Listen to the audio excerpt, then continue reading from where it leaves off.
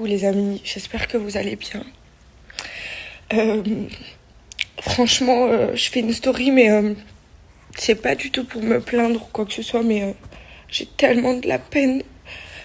Georgia, elle a pas dormi de la nuit.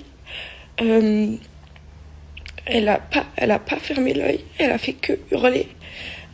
J'ai tout essayé, c'était impossible de la calmer. Et en fait, là, c'est vraiment genre, j'ai mal au cœur, quoi, parce que j'ai l'impression que je suis impuissante, que je peux rien faire pour l'aider. Puis il y a le fait de pas dormir aussi, qui fait que je suis à fleur de peau. Donc, ouais, voilà, c'est compliqué. Je me dis que c'est peut-être de ma faute, peut-être qu'elle est intolérante à quelque chose, que je mange, que c'est... Enfin, je sais pas, je suis tellement épanouie dans mon allaitement, mais j'ai envie d'arrêter pour son bien. Je me dis que c'est ma faute. Je sais qu'il y a des parents qui sont passés par là. Je sais que c'est qu'un temps et que ça va aller mieux, mais franchement, je m'en fous de pas dormir. Voilà, c'est comme ça, mais de la voir se mettre dans ces états. Là, elle est en train de dormir. Même... Genre, de pas pouvoir savoir quoi faire, de pas comprendre, de pas pouvoir l'aider, de pas pouvoir la soulager, c'est une torture. Et je préférais tellement me faire du mal pour lui enlever toute sa douleur. Je sais plus quoi faire. J'ai rendez-vous chez le pédiatre à midi en urgence parce que les trucs jaunes que je vous ai montré hier qu'elle avait sur les oreilles, ça sort par le nez et les yeux. Je me demande ce qu'elle peut avoir, je sais pas, j'ai l'impression que c'est ma faute. Ça me saoule. Du coup, j'ai rendez-vous chez le pédiatre et chez l'ostéo aujourd'hui. J'espère vraiment que ça va lui faire du bien et que on va trouver ce qu'elle peut avoir pour pouvoir l'aider, parce que c'est vraiment un enfer en fait de l'avoir dans. Et coucou, j'espère que vous allez bien. Aujourd'hui, ça va mieux. J'ai pu du coup aller voir les médecins hier. Donc on a vu l'ostéopathe et le pédiatre. Pour vous dire un petit peu les retours, donc on soupçonne un reflux qui vient du coup de l'intérieur, des remontées acides qui la dérangent, qui la gênent fortement quand elle est allongée, ce qui explique qu'elle ne veut qu'elle ne veut pas être posée la journée et qu'elle veut être que au bras pour avoir cette gravité qui la soulage en fait, et des positions, c'est pour ça qu'elle est souvent sur le ventre et tout.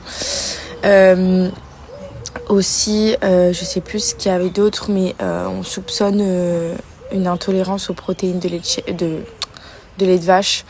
Et du coup, ce qu'il faudrait dire que je dois évincer tout produit à base de protéines de lait de vache de mon alimentation.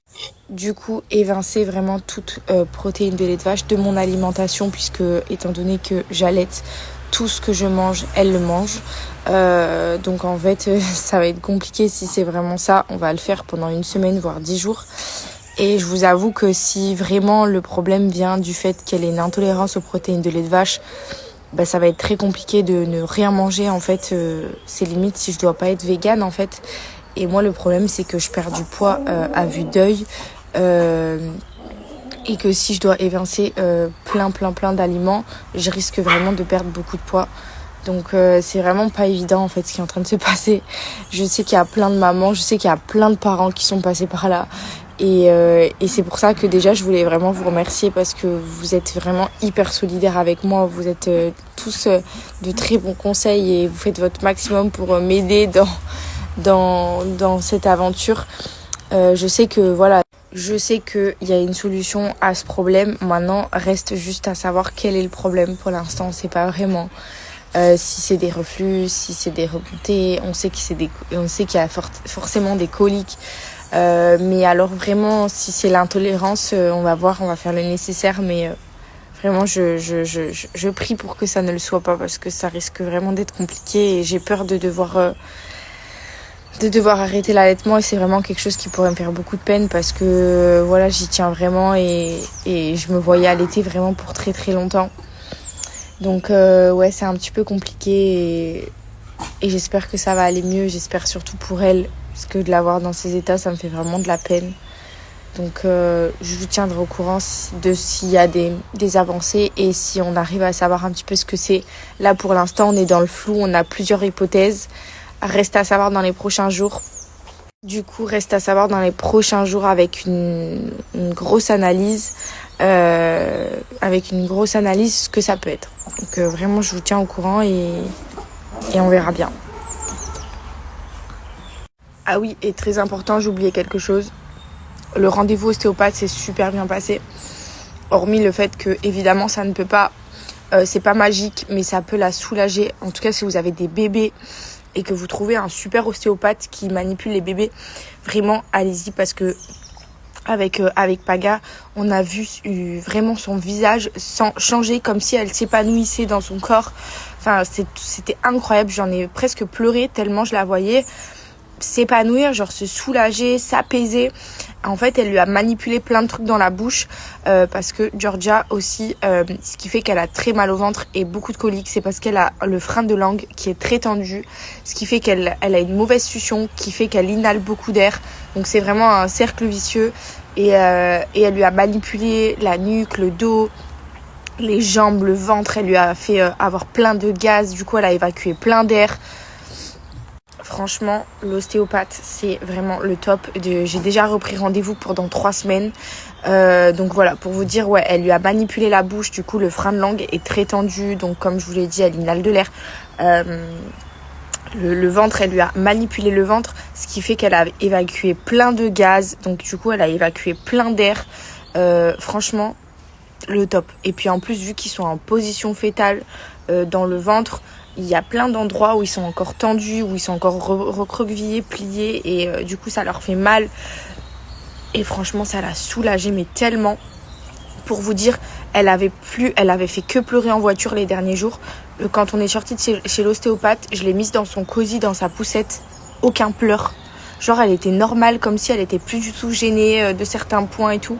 Et l'ostéopathe, elle m'a dit qu'elle en avait vraiment besoin et que ça lui a fait beaucoup de bien parce qu'elle avait beaucoup de nœuds et d'endroits où elle avait besoin en fait. Du coup, j'en reviens à dire que j'ai toujours eu raison de dire que pour moi, c'est pas bien de laisser un bébé pleurer parce que c'est encore une preuve que si un bébé il pleure, c'est qu'il a quelque chose et qu'il exprime une douleur ou il exprime tout simplement un besoin. Et pour moi, je ne juge pas les personnes qui sont pour laisser un bébé pleurer, même si personnellement je suis contre. Voilà, je suis pas dans le jugement, mais voilà, si un bébé il pleure, c'est qu'il a mal. Et moi, en l'occurrence, Georgia, elle avait peut-être mal même partout parce que du coup, le fait d'avoir été débloquée chez l'ostéopathe, en fait, elle se sent beaucoup mieux, même si elle a toujours mal au ventre et sa digestion ne va pas bien par rapport à plein de choses. Elle avait peut-être des besoins et des douleurs ailleurs, et c'est pour ça qu'elle pleurait autant. Donc je suis pour ne pas laisser un bébé pleurer parce que pour moi, un bébé qui pleure, c'est qu'il a mal, c'est qu'il a un besoin et qu'il a... Enfin voilà, tout simplement. Au-delà du fait qu'elle pleure parce qu'elle peut avoir mal ou des douleurs, je sais qu'elle peut pleurer aussi parce qu'elle a besoin d'une certaine sécurité ou se sentir rassurée. Un bébé, voilà, ça a vécu 9 mois dans un ventre, donc j'estime que ça peut que vouloir continuer à être près de ses parents et aux bras et avoir un réconfort, une chaleur. Et voilà, moi de toute façon j'apporterai tout ça à notre fille le temps qu'il faudra, et si ça doit durer le temps que ça dure, et pour moi c'est pas un problème, parce qu'à partir du moment où j'ai décidé d'avoir un bébé et d'avoir un enfant, c'est que je suis capable d'assumer tout ce qu'il y a derrière. Du coup, le fait de peut-être sacrifier du temps, de l'énergie, du sommeil et tout ce qui va avec pour mon bébé, c'est pour ça que vraiment pour moi le plus important aujourd'hui c'est elle, c'est ma priorité, c'est qu'elle aille bien, qu'elle aille mieux.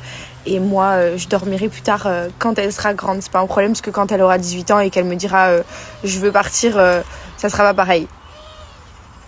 Mais je vous ai pas précisé quand même ce qui m'étonne un petit peu dans le fait qu'elle puisse être intolérante aux protéines de lait de vache, c'est que je ne bois pas de lait, je ne mange pas de yaourt, je ne mange pas de crème fraîche et je cuisine à l'huile d'olive. Donc c'est vrai que je suis un petit peu dubitative par rapport à ça, et surtout que cette nuit elle a pleuré comme la nuit dernière, sauf que hier soir j'ai mangé une salade de melon, donc je me dis, si même là elle a une mauvaise digestion alors que je mange une salade, et qu'hier j'ai mangé aucun produit à base de lait de vache, en fait j'en mange même pratiquement pas du tout déjà de base, même si c'est occasionnel, je me dis ça serait dingue qu'elle puisse être aussi mal alors que j'en mange vraiment très peu. Mais ça ne va pas empêcher que je vais quand même tout arrêter.